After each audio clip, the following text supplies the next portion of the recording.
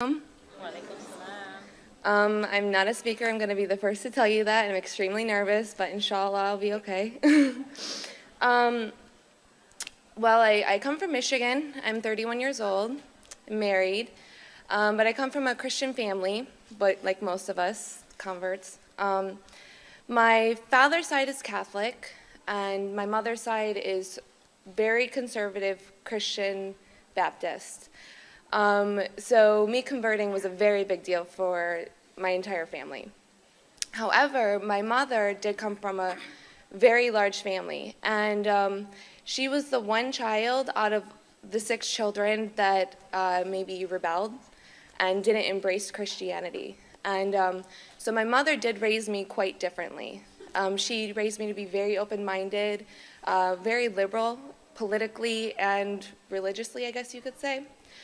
But I embraced all of her values and morals of thinking, but I never really embraced the way she thought about religion.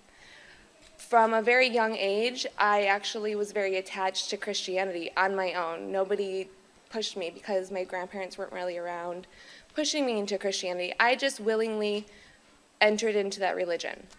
So I started going to Young Life and Christian camps and really trying to get involved in the religion as much as I could. And I believe I was about 15 years old. I went to Minnesota and went to Young Life camp. I'm not sure if any of you are aware of it, but it's a Christian camp. It's amazing, great time.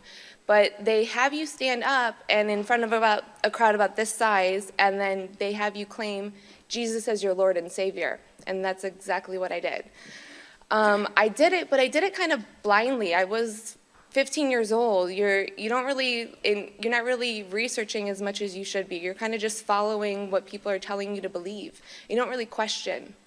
And so I went ahead and did that, went about my life, and always had in my mind just kind of what my mother would always be putting in my mind, you know, how can all the children who haven't heard of the gospel, aren't they going to hell? Is that what they teach you? And so I would be battling this, like, argument within myself and be like, no, I believe in Jesus. But yet my own mom is telling me that, you know, how can anybody just tell a random person that they're going to hell? And so I never really faced that question.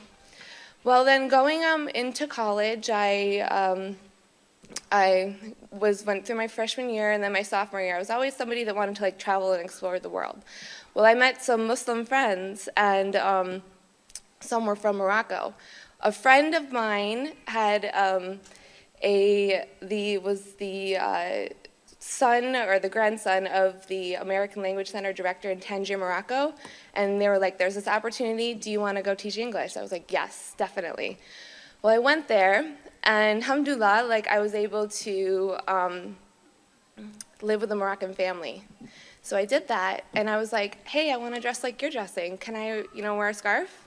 So she'd give me a scarf. I wore a scarf. And then I was like, what do you call that? And there'd be an abaya, so that I wore an abaya. So for 3 months, I would wake up, pray Fajr. I had no idea what I was doing. And I would put my hijab on. I had no idea why, but I would just do it. And I was excited. I was like, oh, it's a new dress. So I went about my time. I had fun in Morocco. It was an awesome experience. But I never questioned anything they did. Because they spoke Arabic, I spoke English. And so I started learning a little bit of Moroccan Arabic, but you can't communicate. So, awesome experience. Came home, went about, my life. I graduated college. I then worked at a bank. Here's where the irony comes in. Even though I lived in a Muslim country, I still had no idea about Islam. I had no idea. But yeah, I worked at a bank, and I was dealing with interest on a day-to-day basis, and something told me to quit. Something within me was like, this is not right, I'm not supposed to be doing this. I obviously now I know what it was, but at the time I could not explain it. And I just knew I was not doing what I was supposed to be doing. I was on the wrong path. So I've always wanted to be a photographer. I needed to be in a creative field. So I quit everything, dropped everything, and I moved to Florida and went to photography school. At the same time, I decided to join Project Downtown and Nasir. I met Nasir over there from Orlando. He's now a convert, mashallah. So I met tons of Muslim friends, one of them being Nadine. She runs Naduna, and actually Zainab is the vice president of Naduna, so mashallah. Nadine's an awesome friend, and I approached her at the same time I started photography school. At that time, they asked me to do an assignment, and I would be able to do a documentary on my choice. I decided to do it on hijab, because I'm like, I lived in Morocco, I wore this for 3 months, but yeah, I still have no clue why they wear it. And so I asked Nadine, I was like, can I please interview you? And she's like, absolutely. So we went ahead, I did an interview. I asked her these questions that I was like, just generic questions that I get all the time. You know, like, why do you wear it? Do people judge you? Is it hot? You know, like, whatever.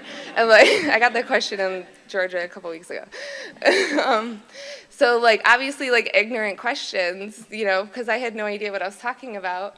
And so when she started speaking to me, she opened up my eyes and she was like, you're Christian, right? I'm like, yeah. She's like, well, you know, it's in the Bible that it says, it's in Corinthians chapter 11, verse 6, that you are supposed to wear the hijab. I was like, really? So then she just kept opening up my eyes, and this is, you know, the thing is about Islam, the reason why the beauty of it and why I love it so much is it's such a feminist religion. And I grew up as like the biggest feminist, and I was like, you know, always like fighting like for women's rights and everything. But like what you end up learning is like that's what Islam did. Islam gave rights to women, and so that's what I loved about it. And so I started listening to her, and you get this other point of view that you never thought of.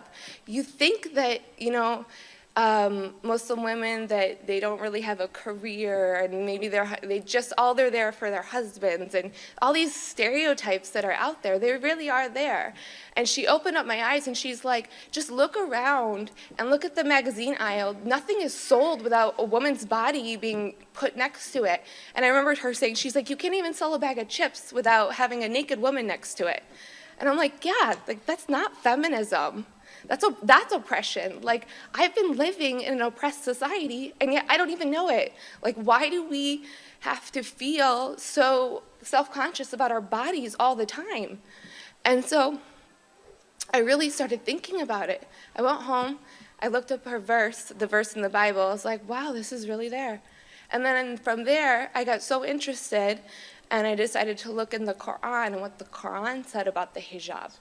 And then surprisingly, when I read the Bible's verse about hijab, it was actually very demeaning for women. I don't know if many of you have read it, but it actually says that if you don't wear the hijab, you're supposed to shave your head in shame. And that seemed to me a very demeaning way. But yet the Quran talks how beautiful the woman is, that I should be covered. And so that's what I started, just looking at things differently. So then I just was so interested. I couldn't like get my hands off of learning about Islam. So then I would read books and read the Quran. I'd watch YouTube videos. Like Yusuf Esses was one of my favorites. So I would just like look at all his YouTube videos. And I did this for about like 3 months. But then I knew I was going to become Muslim. So then I'm like, I'm not ready to take my shahada, but I'm ready to put my hijab on. So I actually put the hijab on before I took my shahada. And I didn't put it on full time. Traveled to New York, and I decided to put it on just because I felt comfortable. I felt like I would blend in, like I wouldn't stand out. But then I remember flying back, and I remember going to class. And I remember just being so nervous. And alhamdulillah, like I got through it, and everybody, you have to answer to everybody, why are you wearing that? Because you come in and you're not wearing it. And I know it's minuscule now, but alhamdulillah, I'm so proud to wear my hijab now, but at the time it's so hard. You know, you have to explain to everybody. And I did it, but it took so much strength.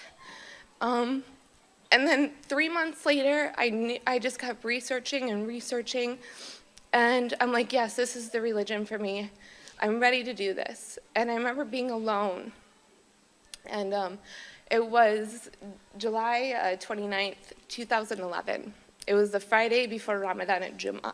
I was going to Jummah and everything, but yeah, I still wasn't Muslim. But I remember sitting next to this lady, and she said, I think you should convert before Ramadan starts. There'll be so many blessings. And so I thought about it, and then I got in my car, and then I was like, yes, this is what I want to do. I'm ready. So I went and grabbed the first woman I could find, and I was like, I want to take my shahada. And so she went and grabbed the first brother, and we went and I took it. And just a sense of peace just came over me when I took my shahada. I believe I was really on the wrong path right away. I was not really praying. You know, no one's there to guide you. Like, you're trying to do things on your own. You're like, I don't know how to pray. I'm going to watch a YouTube video and try. So then you just, like, do the best you can. And then, like, I'm supporting myself living in an apartment alone. So I'm like, okay, well, the Quran says to fast from sunrise. So I'm going on the chart, and I start, like, at the sunrise time, not the fajr. So it's like, you do things wrong, but you, like, do the best you can, you know. And alhamdulillah, like, my family, my mom took it pretty hard, which was actually kind of the irony of it. She had taught me my whole life to be open-minded and accept everybody. And it was so hard for her to accept this. And I believe I had it very easy compared to a lot of converts. Some converts, they are disowned by their families. But my mother, alhamdulillah, after a while, she accepted it, but she would always say, you know, why do you have to wear the hijab? Can't you just take that off? And so I would, and you go through this struggle, even though this is kind of what led me to Islam, the hijab, is I would take it off for my mom. I'd go home to Michigan and I'd take it off. And so you feel like this battle. You're like, I'm trying to be Muslim, but I'm trying to please my family. And so it's just this struggle. But alhamdulillah, like, my family now accepts everything, and I believe I'm on the right path. I'm praying 5 times a day now, so I'm still learning, but